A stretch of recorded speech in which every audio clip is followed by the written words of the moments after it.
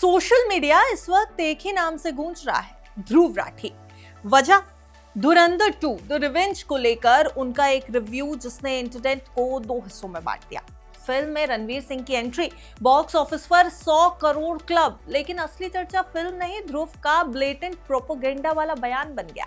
उन्होंने डायरेक्टर आदित्य धर पर सीधा आरोप लगाया कि ये सिर्फ फिल्म नहीं, एक एजेंडा है और बस यहीं से शुरू हुआ digital war. Hello and welcome, आप देख रहे हैं गुड रिटर्न्स। मैं हूं आपके साथ अर्णिमा जवेदी।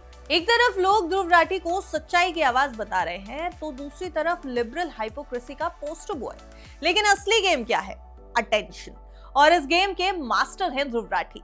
अब जरा सोचिए आप कि 31 मिलियन से ज्यादा सब्सक्राइबर्स सिर्फ एक चैनल पर, 3 चैनल्स को मिलाकर करीब 39 मिलियन ऑडियंस और 6 बिलियन से ज्यादा व्यूज।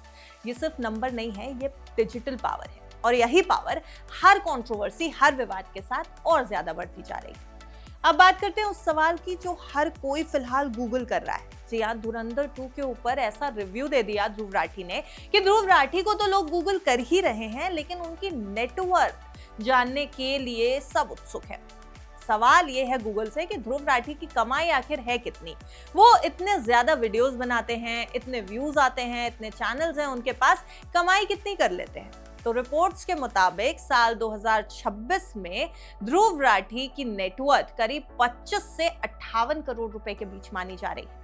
फर्क क्यों? क्योंकि उनकी इनकम सिर्फ यूट्यूब तक सीमित नहीं है। हर महीने 40 से 70 लाख तक की कमाई, जिसमें से बड़ा हिस्सा एडसेंस से आता है। Brand deals, merchandise, online courses, ये सब कुछ मिलाकर सालाना 5 से 7 करोड़ 50 लाख तक की इनकम।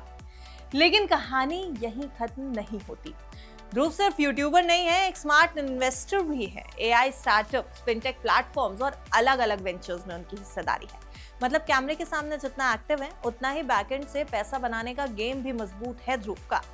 अब बात थोड़ी सी उनकी लाइफस्टाइल की भी कर लेते हैं, क्योंकि काफी लग्जूरियस लाइफस्टाइल जीते हैं ध्रुव राठी। बर्लिन में लग्जरी अपार्टमेंट है, इंटरनेशनल ट्रैवल करते हैं और वीडियोस में दिखने वाली महंगी गाड़ियां तो आपने देखी होंगी।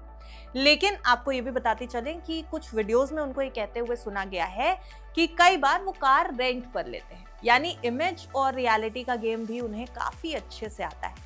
अब जरा थोड़ा सा कंपैरिजन कर लेते हैं उन लोगों से जो ध्रुव राठी जैसे ही डिजिटल क्रिएटर हैं और उनकी फील्ड में काफी पॉपुलर हो चुके हैं। जरा उनकी नेटवर्थ पे भी नजर डालिए आप।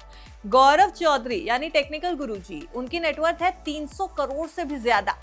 अजय नागर 50 से 130 करोड़ रुपए के बीच की नेटवर्थ रखते हैं। निश्चय मल्हान 30 से 100 करोड़ के बीच की।